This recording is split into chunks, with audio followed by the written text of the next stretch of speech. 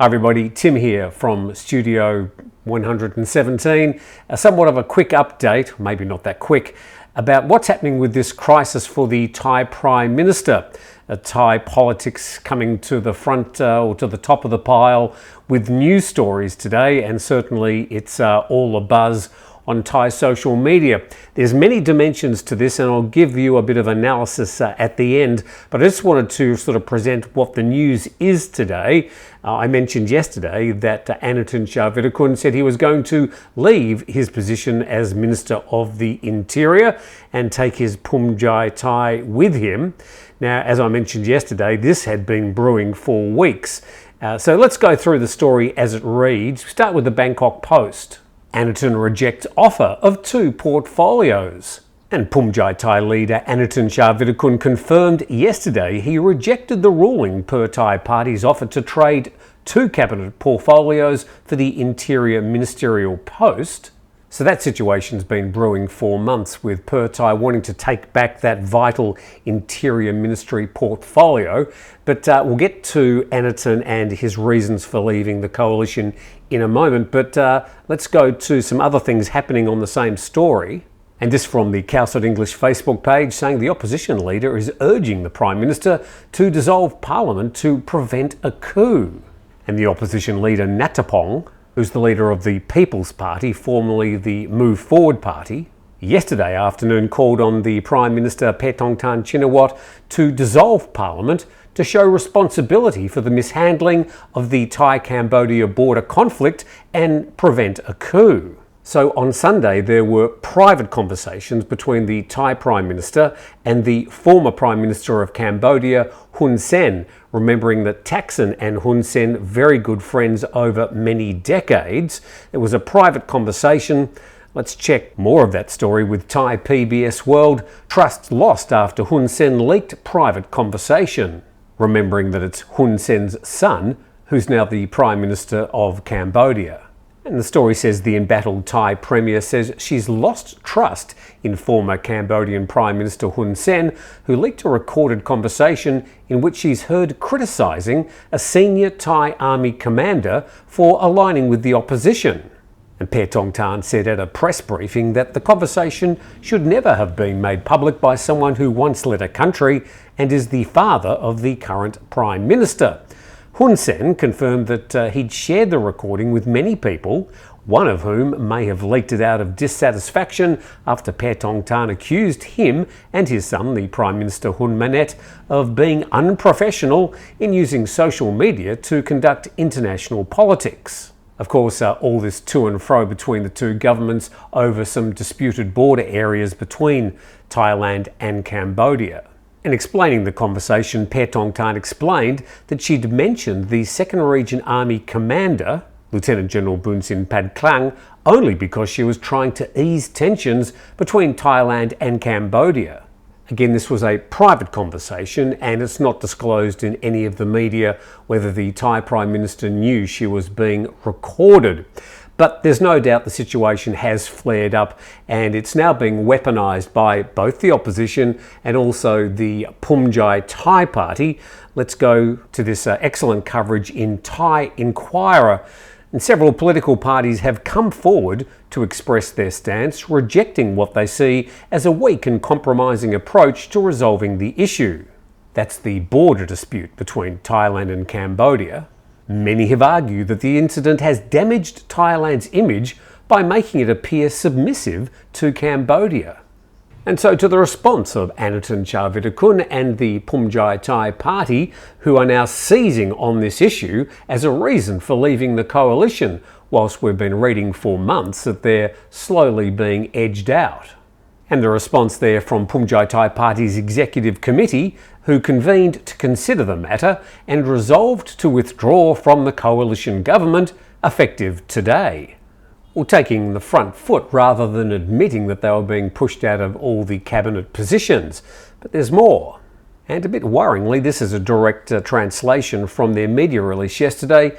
Phumjai Thai said it's ready to support the military and all personnel carrying out their duties to protect Thailand's sovereignty, territory and national interests by every possible means and to the fullest extent. Now, them's fighting words, and a lot of people, of course, would jump on the opportunity to interpret that as some sort of threat of a coup. But let's move on to this aspect of the story, published in nationthailand.com, 20 top blue faction figures named in senator collusion probe. Blue faction, basically code for supporters of Phumjai Thai. This story's been brewing for a couple of months. It goes back to the Senate election last year and a probe from the Election Commission into irregularities as to how many supporters of Phumjai Thai ended up in the new Senate seats. Let's go to the story. And big names in Phumjai Thai hit by the Election Commission probe is fast approaching a critical juncture. And whilst it's reaching a critical juncture, of course, a bit of distraction doesn't hurt. And the story from Nation Thailand says the probe, which involves collaboration between Election Commission officials and investigators from the Department of Special Investigations, has now issued a 7th batch of summonses, this time targeting around 20 high-profile figures from the so-called Blue faction. And among some of the most prominent figures in the Phumjai Thai party, including the party patriarch Newen and the Deputy Prime Minister and Interior Minister Anatin Charvitakul. Well, that was until today when he resigned. And with the latest round of summonses, the Election Commission Committee has now called in at least 162 individuals across 7 rounds for questioning over their alleged roles in the collusion case. And out of the 162 people summoned so far, over 100 are senators. At least 20 are believed to be members of the Phumjai Thai party, several of them considered core players within the Blue faction. And the article goes on to list some of the key people who have been summoned to appear in front of the Election Commission on these charges of, well, basically rigging the last Senate election. Nonetheless, the process remains at a preliminary stage, and down the bottom there, they are, under the law, presumed innocent. And that investigation is continuing, but now we've got this distraction of the border dispute between Thailand and Cambodia and the leaked private telephone conversation that's got the Thai Prime Minister in a little bit of a mess.